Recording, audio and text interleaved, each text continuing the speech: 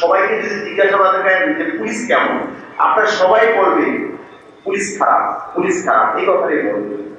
যদি একজন মানুষকে জিজ্ঞাসাবাদ হয়, এখানে যারা আছেন, যে আপনি কি এই ওসি সাহেবের সেবা নিচ্ছেন, তাহলে বলবেন না। তাহলে আপনি কেন খারাপ করলেন? ওই যে মানুষ বলে, ওই যে মানুষজন বলে, আমরা আসলে কার কথায় বেশি বিশ্বাস করি?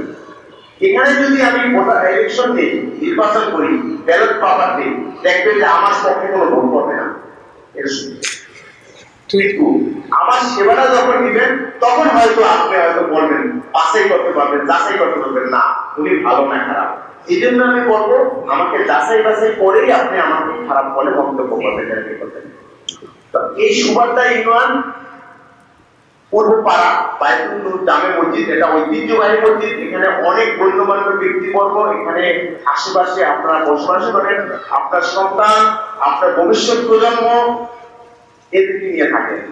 আমার একটু কথা ভালো লাগছে, হুজুর নেশার কথা বলেছেন, আমার খুবই ভালো লাগছে। আমাদের প্রত্যেক মসজিদের ইমাম সাহেবরা যদি এই কথাটি বলতো, তাহলে খুবই আমি খুশি হতাম। কারণ আমাদের সমস্ত কিছুর সাথে খারাপ কিছু জড়িত এই নেশা। আমি তিনটি কথা উদাহরণ দিই, সমস্ত অপকর্ম, যত কিছু খারাপ কিছু, সব সাথে কিন্তু নেশা জড়িত। কয়েকদিন আগে আপনি দেখছেন আমাদের দক্ষিণ ক্যানিগঞ্জ থানায় আপনার বসুন্ধরায় রিভারভিউ এলাকায় একটা 6 বছরের শিশুকে দর্শন করে তাকে হত্যা করা হয়েছে। 6 বছরের সন্তান। সম্মানিত মুসলিমগণ, আসসালামু আলাইকুম। শুকরিয়া যে আমি আজকে আপনাদের সামনে এসে কথা বলার, আমার বড় ভাই, আপনাদের এই প্রিয় এই মসজিদের প্রতি মনিরুল ইসলাম শরীফ ভাই শরীফ বলি, ওনার বাড়ি। আগে আমার পরিচয় দিই, আমার নাম মোহাম্মদ মাহমুদ রশিদ, আমি অফিসার ইনচার্জ দক্ষিণ ক্রাইমগঞ্জ থানা। গত 21/3/2024 তারিখে যোগদান করেছি, যা এটা আপনাকে বলে ওসি হিসাবে যোগদান করেছি। আমি এই মসজিদে আমি যখন ক্রাইমগঞ্জ মডেল করেছিলাম, আপনাদের প্রিয় প্রতি মহোদয়ের আমন্ত্রণে, আপনারা হয়তো আমি ভিতরে অনেক মসজিদ আছে, ওনার এই ব্যক্তিগত আমন্ত্রণে আমি এখানে এসেছিলাম যে একটি কথা বলার জন্য।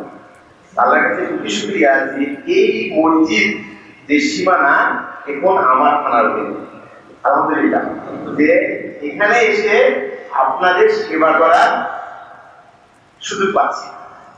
আমি আপনাদের বেশি সময় নিব না, মাত্র 2 মিনিট বলেছে, 1 মিনিট বেশি হতে পারে। তো যে কথা বলা সেটা হলো, আপনারা জানেন যে অফিসার ইনচার্জ হিসেবে থানায় কিছু মানুষের সেবা নিতে হয়। সেই সেবাগুলি আমরা সাধারণত সাধারণ ডায়েরি, মামলা, বিদেশ যেতে পুলিশ ক্লিয়ারেন্স, এই বিষয়গুলি লাগে।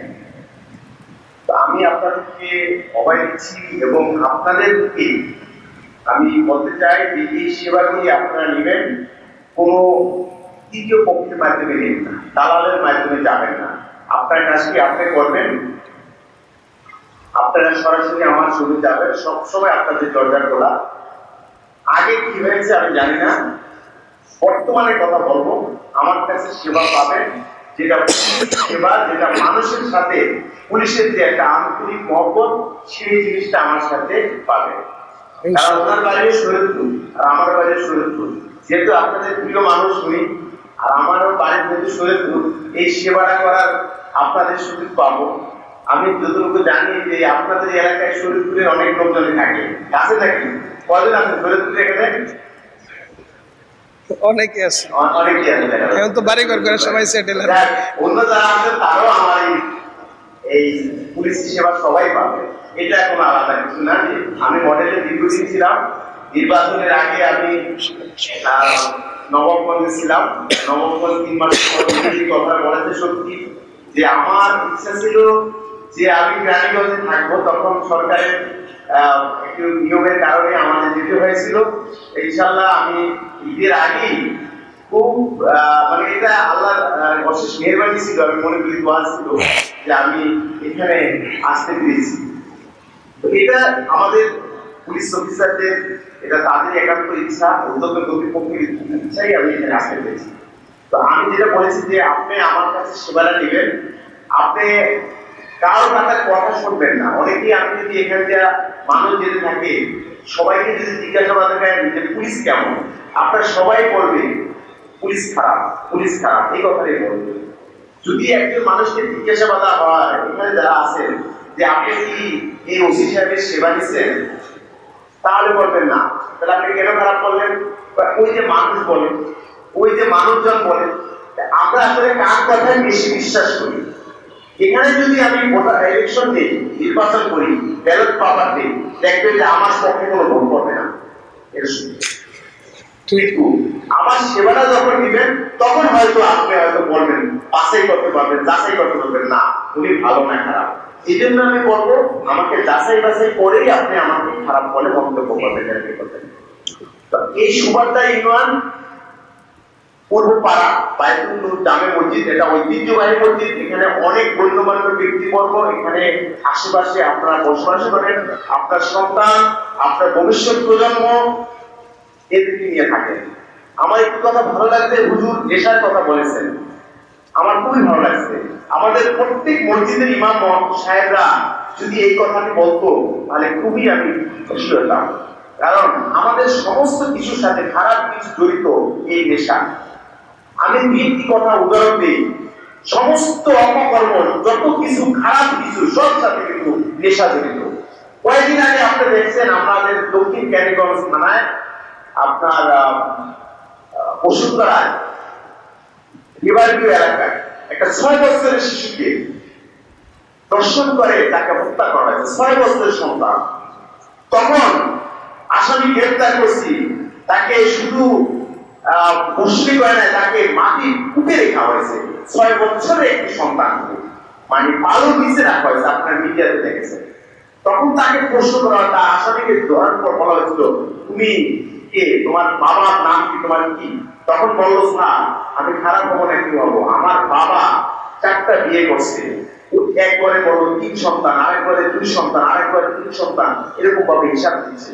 আমাদের তো বাবা খোঁজ খবর রাখে না, তার জন্য আমি নেশা করতেছি না খারাপ কিছু করতেছি, এই সময়টুকু আমার বাবার নাই, আমি খারাপ হয়ে গেছি। এখন আমার কাছে এটা কোনো খারাপ কিছু না। অর্থাৎ তাহলে বোঝা যাচ্ছে সে আরো অনেক অপকর্ম করছে, কিন্তু লোক লজ্জা থেকে আমাদের কাছে কেউ যায় না। 15 বছরের 15 বছরে তার বয়স মাত্র 15 বছর। এই কথাটার উদ্দেশ্য যে আপনি আপনার সন্তান ভবিষ্যৎ প্রজন্মের জন্য রেখে যাচ্ছেন। আমরা টাকা ধন সম্পদ রেখে যাই, কার জন্য রেখে যাই? আমাদের ভবিষ্যৎ প্রজন্মের জন্য, যে আমি মারা গেলে যাতে আমার সন্তান আমার জন্য দোয়া করে, আমার জন্য ভালো কিছু করে। কিন্তু সেই সন্তানটা যদি আপনি আদর্শ না করে দিতে পারেন, তাহলে আপনার সম্পর্কে যখন আপনি মারা যাবেন তখন আপনার সম্পর্কে খারাপ করবে যে আমার বাবা ভালো না। যেমন ওই সন্তানটি বলছে আমার বাবা ভালো না, আমার মা ভালো না। কথা শোনার জন্য এবং আপনারা, আমি সময়টা একটু বেশি নিয়েছি, এই জন্য আপনাদের কাছে ক্ষমা চাচ্ছি। আপনাদের সাথে আবারও কথা হবে, দেখা হবে, এই বলে আমি আমার কথা শেষ করছি। আপনাদের সকলের কাছে আমি দোয়া চাচ্ছি। আমার বাবা আছে, আমার মা নাই, উনি আমার এলাকায় গিয়েছিল, উনি 2 বারই গিয়েছিল ওয়াজ করতে, ওনার গ্রামে গিয়েছিল। প্রতি বছরই চেষ্টা করি ওনাকে নেওয়ার, আগামী দিনেও ইনশাল্লাহ নিব, যেহেতু ওনার বাড়ি শরীয়তপুর, আর আমি ওনার সাথে সবসময় কথা বলি। তো সেই হিসাবে আপনারা আমার খুবই কাছে, এই এলাকার যারা মুরব্বীরা আছেন, আপনাদের সাথে মাঝে মধ্যে আরো কথা বলবো। আর এলাকার আইন শৃঙ্খলা বিষয়ে আমাদের তথ্য দিয়ে সহযোগিতার এই আশাবাদ ব্যক্ত করে আমার কথা এখানে শেষ করছি। আল্লাহ হাফেজ। সকলের সুস্বাস্থ্য এবং দীর্ঘ জীবন কামনা করে আমি আমার কথা শেষ করছি। ধন্যবাদ।